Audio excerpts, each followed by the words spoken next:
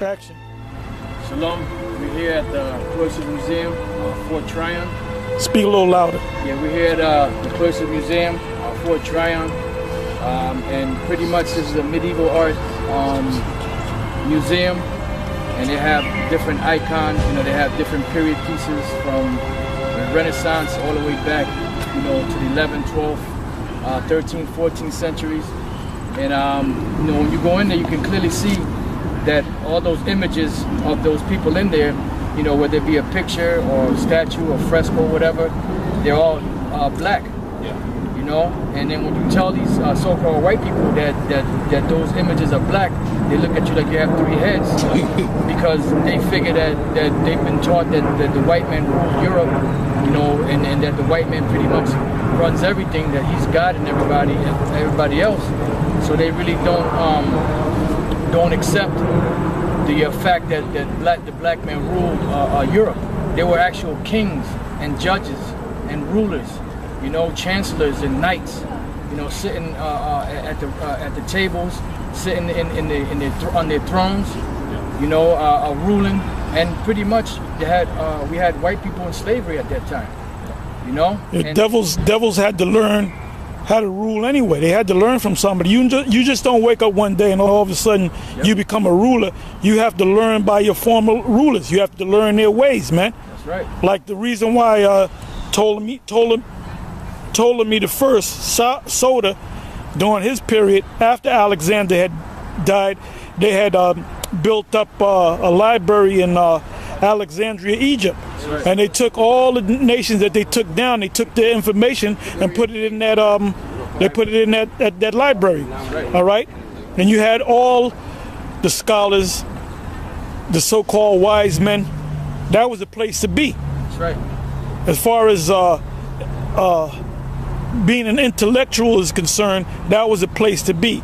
And all the wisest poets and writers and teachers, they all had to go to that library, you know. So like the apostle said, you know, we was up in there, and I noticed there was a comb, and it said a comb, and you'll see the picture. And I told this Edomite woman, I said, what was that all about? And she said that she looked like she had to think real quick, and she said, yeah, you know, back then they had lice, and they had to. And I said, no, I said that's an Afro pick. That's right. You know. They had those combs to pick their hair out, man. That's right. You can clearly see that too. You can clearly see that it's an Afro pick. It wasn't no Edomite. It wasn't no lice picker. Yeah. There's no such thing as no lice picker. Yeah, that's right. You know? But yeah, you know, and that's the thing is that they still have some of the relics in there, and you could, if you look close enough, some of the noses are broken off. You know, see some of the pictures, you can see that they're really black men and black women.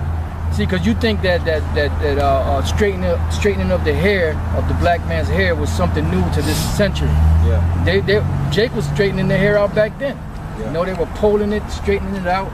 The black woman was straightening her hair out. You know, sometimes they wear the afro, sometimes they straighten it out, sometimes they wore the braids. Yeah, that's right. And that's why you have so-called white people today that wear braids, because they're trying to follow the customs of our forefathers back then. They do whatever Jake do, man. Like even going off. Yeah. Like you got white people trying to get dreadlocks. Why are they doing that? I'm getting the picture. Okay. They're like Jake. You know, there's something that Benjamin do with them dreadlock things. Yep. So you got white people, whether it's righteous or whether it's going off, Esau follows what Jake does. That's right. Does, man. Because you're not original.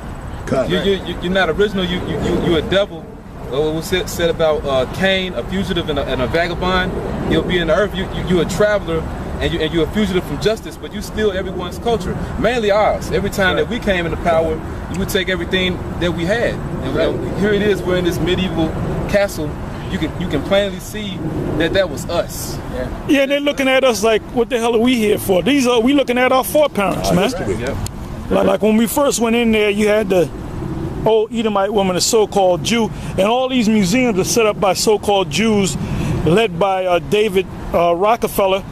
And the Rockefeller Foundation, and he was the one that got these other super rich devils, these elite, to put money up to keep these museums going, you know, concerning the ancient world, mainly, you know, Renaissance period into the Renaissance period up until today, because they know who they took down.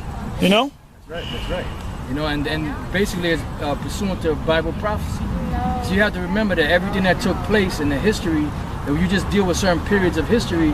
The history of Europe, the reason why it took place like that was because it was prophesied in the Bible that our people were going to fall, and that the so-called white men, the Edomites, are going to come up and rule for a certain period of time. But the Bible speaks in codes. The Bible speaks in parables, you know, in dark sentences and mysteries and allegories. So when you read it, it seems like it's speaking about something else, but it's actually speaking about, it's making reference to certain persons, personages, if I'm using the word correctly, in history, you know, certain people, you know, like the so-called Negroes, the Israelites that ruled Europe for a certain period of time, and they were brought down. Why? Because it was prophesied in the Bible that they were going to be brought down by the devil. And then when the devil would rise up and come into power, they would deceive the whole entire world. Yep. That's why the whole entire world believes today that this so-called Jesus Christ is a white man. Yeah, well that's in Revelations, man. And the earth helped the woman. Yeah. That goes into all this right here, man. That was talking about these icons and these things, these from the catacombs, and these that they, even though Esau tried to distort them, that they would still remain. There was a part where in here when we first got in here, the Cloisters Museum, where we went inside at one point and you could see where Jake was up in there, ruling Jake. They had the noses knocked off of some of the noses. Sometimes they have the arm chopped off and the nose. It's all through there, man. Yep. There's always the nose is distorted, and some of the carpets they had like them old. I don't know if they call them the carpets, throw rugs, but they had art on it. You could see the little pudgy noses, but they try to distort that using that iconoclasm. They try to distort the color, and you can tell what periods. You can tell that this is when the Renaissance was coming in, meaning like 1430 from like 1430 going into the 1453 in the late 1400s to be exact, when the Borgia family came into Spain, man. You could clearly tell. You could see, I was telling the brother, you could tell this is when the Renaissance came in. You could tell this was before the Renaissance, which prior, like I said, prior to 1430.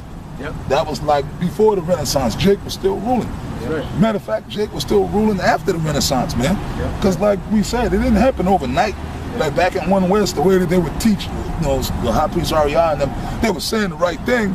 Like they said, 1453 is when Esau came into power, and like as if like if you didn't know no better, you thought it was just that one. Like overnight, the first day of 1453, the Borgias just came. Okay, that's it. Boom, and grabbed up all Jake, and that was it. Nah, man, it took a period of time. Like Apostle Tahar said, a period of a couple of 100 years, man. The Borgias, when Rodrigo became the Pope and he grabbed and murdered his way in there, and that showed. There were Jake's still in there in power seats. All them other bishops and stuff like that was with him ruling the so-called the church was still Jake's. And then when you watch that show, they even show you he was murdering them off, man. Poisoning them, murdering them off. And then Caesar, Cesare, is real pronounced Cesare Borgia, which became the new image of the Lord. He was like the muscle. He was nothing but a goon. He was going around with his little armies and conquering and overthrowing Jakes in them different regions in Spain, man. That's what he was on, murdering people, man. Yeah, you mentioned Cesare Borgia. Yeah. Caesar Borgia, however you want to pronounce it. Yeah. There was a book, and I had the book. It's called The Prince by Machiavelli. Yeah. And the central character was Caesar or Cesare Borgia. Yeah. And they showed you how ruthless this guy was and wicked this guy was. Yeah. You know? And you know, you got these young kids that go to college and they'll read those books thinking that this was a wicked guy, and then they'll go to church and they'll worship that same devil. You know? That's right. Yeah, and the guy they worshiping is that same devil that they learned about in the history books, man. That was him. And then he was murdering. He was the muscle.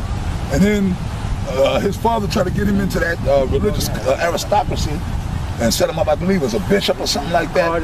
A cardinal or a bishop. Yeah, he's a military commander. He wanted to kill people. He got off on killing people. Yeah, he was a sick dude, man. And you know what, man? Like, I had got some work done on this Simeonite. That's a Dominican.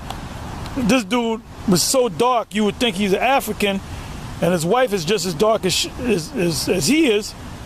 and I noticed he had a big, kind of like a big picture of so-called Michael Archangel, looking like somebody at a Tel Aviv gay parade float, and the guy that was down on the bottom, that was supposed to be Michael the Archangel, and you can clearly see the guy looked like a dark-skinned Dominican. And I'm looking at this picture, and I wanted to curse this dude out. I wanted to say something, but I said I'm gonna bite my tongue because he's gonna tell me to leave, you know? But I'm looking at the damn picture. This dude got blonde hair, blue eyes, wearing a fucking Roman miniskirt, and got a Dominican all black man with his foot down on the ground, and they worship this motherfucker, man. You Simeonites, man. You know, you bring the term simplicity to a whole nother level. You hate yourself. You truly hate yourself, man. And the funny thing is, the darker you damn Dominicans are, the more racist you are since other dark people. Yeah. Now it's funny, the more light-skinned Dominicans are kind of cool. Like the so-called, like, well, they ain't right either, brother. I ain't giving none of them Dominicans no fucking credit. They're all a bunch of damn. The ones that are lighter skinned, they're not as bad as the dark-skinned ones. Them dark-skinned ones are the real assholes, man. And you damn Puerto Ricans. Yeah, you Puerto Ricans you swear to the white man's God, man. Well, no, you know what? That goes with all the tribes, man. Really, that's a thing that the Esau, the so-called white man, brought in all the tribes. And I might have offended some people that was walking by, but hey, that's their problem. Hey, man. Fuck them, you know. These devils, man. And that's right. They offended me. Right. You have offended me, and you have offended my family. Man, white people, you offend me by being here, man. Yeah. You offend me by being here. You on so-called Indian land, man. You offend me. You're looking at white people walking around here with an arrogant attitude. You ain't got no business being there. We didn't ask you to come over here. We didn't invite you over here. You came over here and stole Native American land, American Indian land. You came and stole it. I got my scriptures. If y'all, hey, let's go into the scriptures on the downfall of Esau, man. To add on what you're saying, Apostle Rakai, the scripture says in Proverbs to remove not the ancient landmark.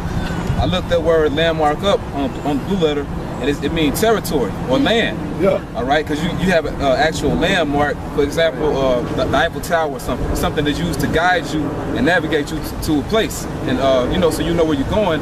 But landmark in that scripture, removing that ancient landmark, it means a territory. It means the actual land. You stole this land from the so-called Native Americans, the tribe of Gad. So-called American Indians. So-called American Indians. You want to know why? I'm sorry. I'm gonna give it right back to you. You want to know why? Because there's a thing among even these simple-minded so-called Indians, Native Americans. Because even these so-called white people, they don't consider themselves Native. Are you Native American? I say yes, I'm Native American because their attitude is they were born here.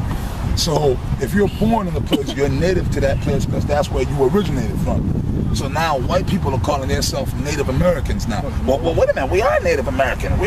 No, they're the damn devil, man. All the way, no matter what, no matter how, which way you slice it, they're a bunch of fucking devils, at the end of the day, like I said, when we was in the museum, they looking at us like, what the fuck?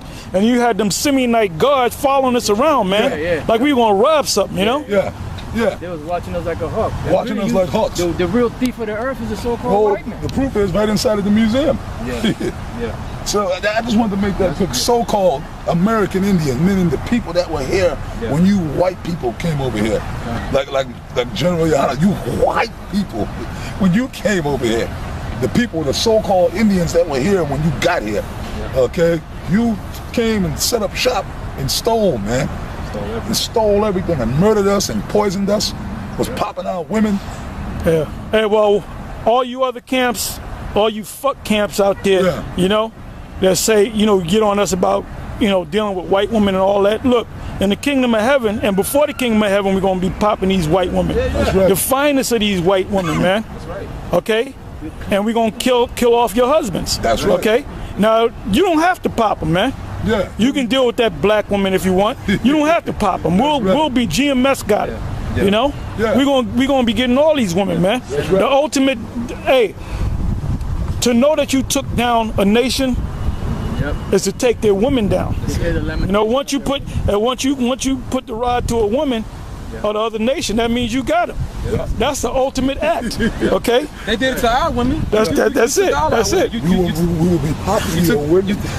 You're still doing it now. You took the so-called black woman, and you get the finest of them, but you will leave us the Bessies and the Aunt Jemimas, No, they'll get an attitude when you get an ugly white woman, man.